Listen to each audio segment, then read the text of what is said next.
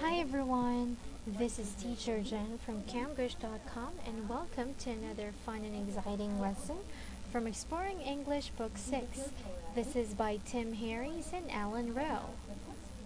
We are going to continue the story about Soapy tonight. Okay, so this is the continuation of the story and I'm going to read the following.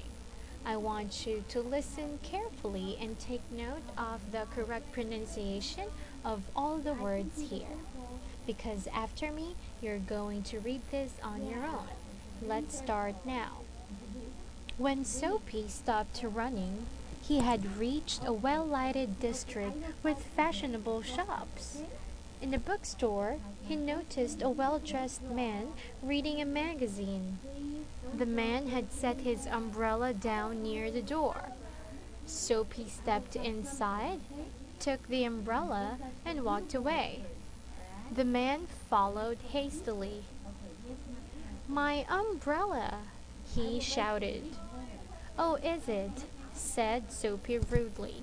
While, why don't you call a cab? There's one over there." The umbrella owner slowed his steps, and Soapy did the same. The police officer looked at the two curiously. "Well, now of course," the man said with some uncertainty. "Well, you know how easy it is to make mistakes. If it's your umbrella, I hope you'll excuse me. If you recognize it as yours, why, I hope you'll—" "Of course it's mine," said Soapy angrily. The umbrella man left in haste.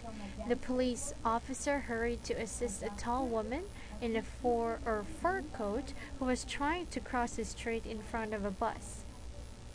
Soapy walked east through a street torn up for improvements.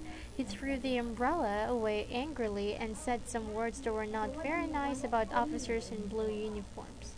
Because he wanted to be arrested, they seemed to regard him as a king who could do no wrong. At length, Soapy reached one of the avenues where there was little activity and not much light. Then he started back toward City Park, where he felt like going home, even if home was nothing more than a park bench.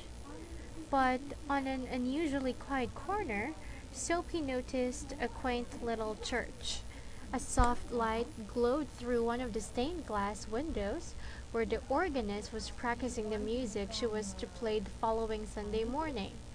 From inside, the sweet music drifted out to Soapy's ears. He leaned against an old iron fence and listened. The moon was bright overhead. Most vehicles and people had already left the street. Birds were making sleepy noises in the trees, and for a little while the peaceful scene seemed like churchyard in the country. And the music that the organist played held Soapy motionless by the iron fence, for he had known this song in the days when his life contained such things as mothers and roses and friends and clean shirts. The combination of Soapy's youthful memories and the influence of the little old church made a sudden and wonderful change in his soul. He reviewed in his mind the low depths to which he had fallen, the wasted days, unworthy desires, dead hopes, wrecked opportunities, and lost ambitions that made up his existence. Also, he felt an urge to change his ways. He would pull himself out of the depths to which he had fallen. He would overcome the shameful habits that had taken possession of him. There was still time. He was comparatively young. He would make his dead ambitions come to life again and never let them die. Tomorrow he would go into the busy downtown district and find work. A fish merchant had once offered him a job as a delivery man. He would look for him tomorrow and ask for a job. Soapy felt a hand on his arm. He looked quickly around into the broad face of a police officer. "What are you doing here?" asked the officer. "Nothing," replied Soapy in all honesty. "Looks like you're planning to rob one of the houses in this neighborhood.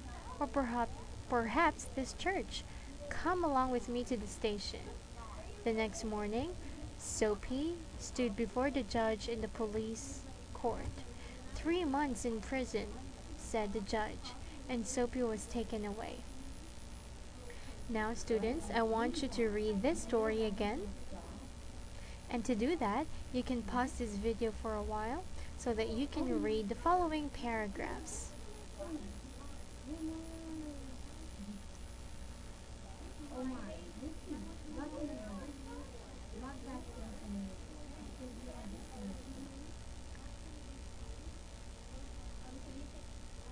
When you're done, you can press play so that we can continue on our lesson again. Now for your homework, I want you to answer the following questions. You can write or copy the following questions on a separate sheet of paper and then answer them. You can go back to the story so that you can check if your answers are correct. Now this is the end of our lesson. I hope you learned something. This is Teacher Jen from Camgrish.com saying goodbye and see you on our next video. Goodbye!